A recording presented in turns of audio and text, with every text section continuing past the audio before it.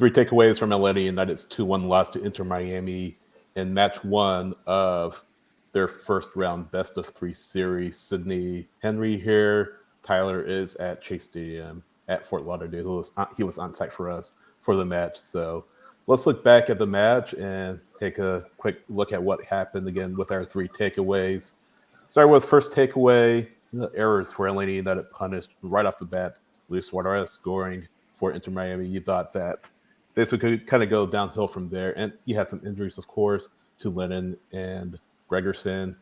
You do well for much of the match. You get the goal from Saba to tie, but then Jordi Alba scores from a really well-taken goal from just outside the box that he was uncovered for. And, as well as Atlanta United play, those little errors, those little mistakes that you can't give a team like Inter Miami. So I think that's one of the big stories from tonight. On another night, maybe they end up with the draw and take it to penalties. But on this night, unfortunately, Inter Miami does get the win, kind of based on a few errors from Atlanta United. Henry, start with you. What are your thoughts? Yeah, Sydney, I mean, you summed it up pretty well.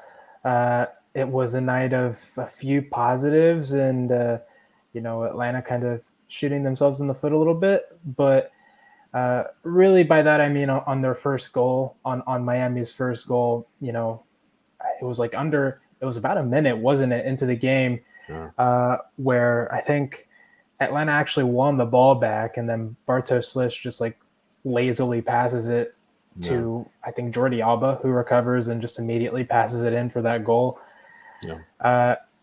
Look, when you're going against the best team in the league, the Supporters' Shield winners, who have been the best team throughout 34 games of the regular season, and have Lionel Messi and Luis Suarez and, just all that arsenal that they have, you can't afford to make silly mistakes like that.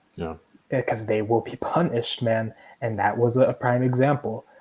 And so, no, I mean, it just sucks that they made that kind of a mistake, because if you don't concede that goal, well, then you finish the game 1-1, you go to penalties, who knows what happens then. But, obviously things didn't turn out that way. So obviously I think part of that is probably the schedule, the congestion. This is the third game they're playing in 7 days. That's not easy. And that, I guess that showed with some of the injuries that happened. Just some of that playing a lot over the past few days. So we'll see what happens. I think, you have a whole week to rest. And hopefully, I don't know, hopefully what happened to Stian Gregerson, whatever Brooks Lennon has, hopefully it's not something that's going to keep them out for the rest of the playoffs. Tyler. Yeah, I mean, I think all things considered, I mean, yes, the first goal, you're going to look at that as a mistake, right? It is what it is. Brad kind of talked about it just a few minutes ago. I mean, you tried to do something that you've done a million times, and it just didn't come out right. You made a mistake and turned the ball over, and you can't do that against this team.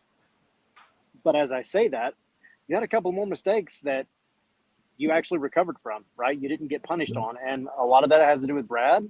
But I will say there was one very bad turnover where the entire defense absolutely turned on the Jets, which is saying something considering how fatigued they are right now. And they come back and they keep it from being a game that gets out of reach. So, yeah, I mean, you had the mistake. You had other mistakes. You got punished on one.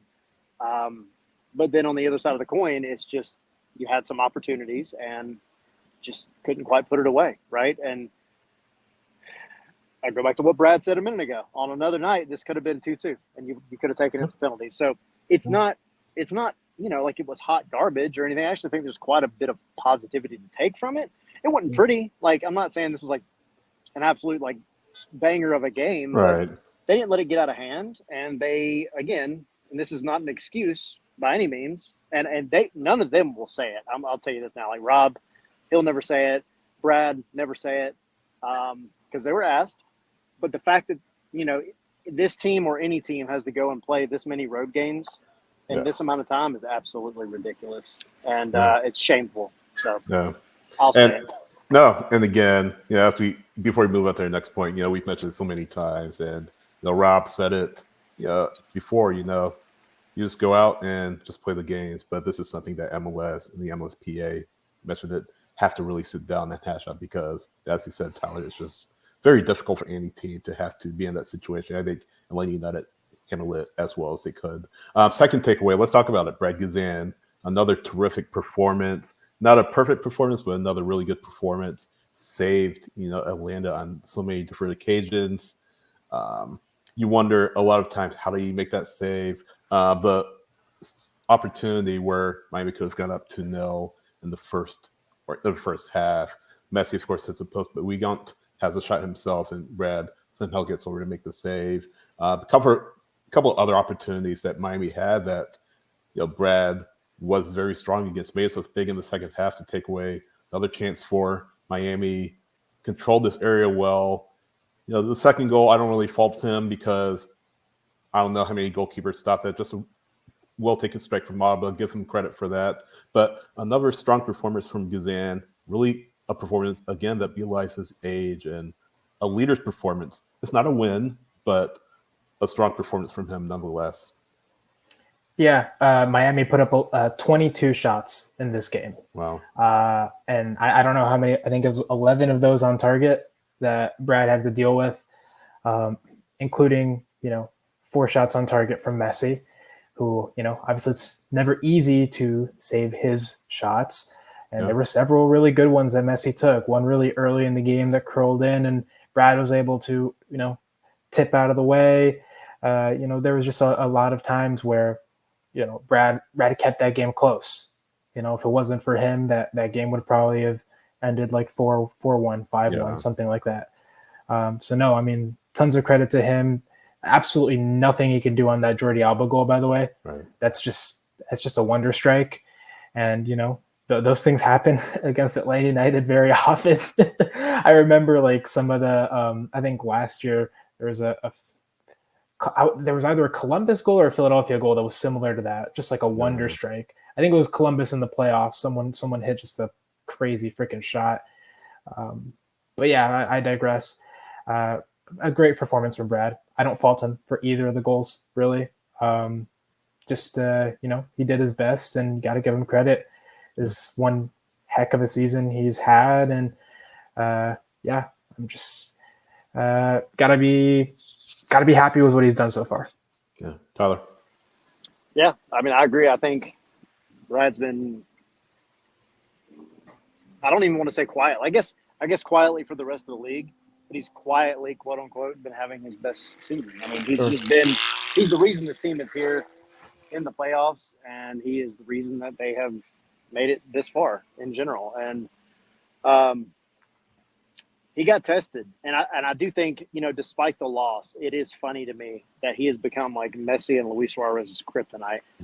He just ended up in there was 3, because I was sitting where I sat in the press box, aka the stands, the Tribune.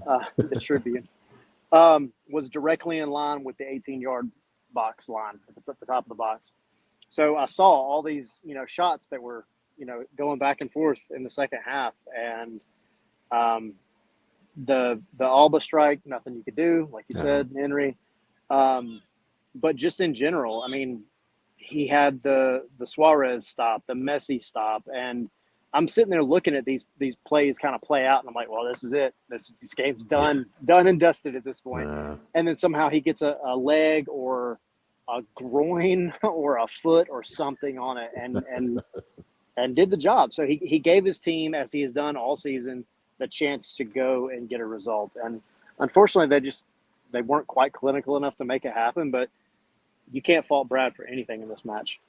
Yeah, it was the same for me. Watching on TV, it was like, how in the world is Miami not up 3-1, 4-1, etc. And again, that's credit to Brad Guzan for his night.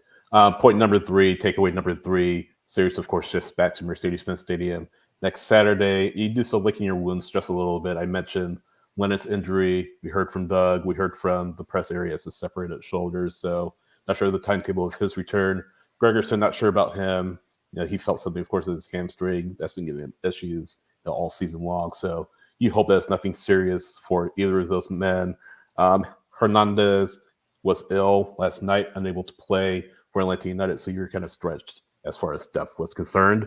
Hopefully he's okay. Hopefully it's not a long-term illness that he has and that he is able to have some impact next Saturday. Good to see Amador back out there. Terrific assist on the Saba goal. But yeah, by and large, it was a strong effort. You couldn't get it over the line, unfortunately. You have the injuries to worry about, Lennon and Gregerson. But you go back on a must-win situation next Saturday. You have to win or it's over. Atlanta should be a little encouraged with this performance, as Tyler, you alluded to earlier. With the injuries they suffered on the night, with the fixture congestion over the past week or so, with all those factors, you still were within shouting distance of a really good Miami team. How many teams can say that this year that they've really stacked up against Inter Miami? Again, not a perfect performance by Atlanta United by any stretch of the imagination, but look at the scoreline. It could have been a lot worse, and maybe that's something that encourages you on that flight back to Atlanta on the training ground this week, or next week, I should say, getting ready for potentially what could be your last match of the season. Your last match at home of the season already, but what could be your last match of the season period. So that's going to be the priority on the training ground. Play to win, of course. If you don't win, there's no tomorrow. And again, definitely lessons that you could take from this match and apply it to game 2. Yeah, I mean, you're back to where you were before, right? You're in the I have to win the next game situation. Every game's a must win. And no, I mean, I definitely agree. This result, it could have been, I predicted 3-1. I thought it would be 3-1 Miami. Yeah. It could have easily been 4-5, but you kept it close. You kept it within one goal. And if it weren't for, maybe some mental mistakes at some points, maybe you could have taken it to penalties. Either way, I think you definitely have to be encouraged by that, especially with the team on your short rest and the difficulties that they had going into that. I think they're going to show out for the home game, and I really hope we see. I really hope we see that fight right then and there, and even if you don't win this series, right, at least give the fans something positive to hold on to end the season. I think you're going to see something different. Moranchuk got some rest. He was rested at halftime. Hopefully that he charges his batteries over this week and prepares for a 90-minute shift probably on next Saturday. So we'll see what happens, but I definitely do think that it's going to look better, hopefully, by next Saturday. It should be a better game. Yeah, Tyler. Yeah, Rob, when asked about coming back to Atlanta, he smiled. He was happy. He said, "I'm excited to get back in front of them." And Brad, he said the same thing. Essentially, he said, "We're going to need them. We're going to need the fans, but they're ready to get back." And then in addition to that, maybe even more so, I think they're just ready for freaking rest. And I cannot overstate it. And I don't know that people really understand how exhausted these guys are. Yeah. 6 flights and I think 6 days from the southern United States to Canada, back to the southern United States, even farther, it's not easy. Idiotic, and it's not easy. And I'm not going to get back on that soapbox again, but they're tired. Like Brad Guzan looked exhausted. Pedro Amador, we talked to him after, that wasn't on the stream, exhausted. So they need this break. They need the rest. And if they can get it and kind of stay in that same mentality, because I feel like they showed the mentality that won them the last 2 games out there.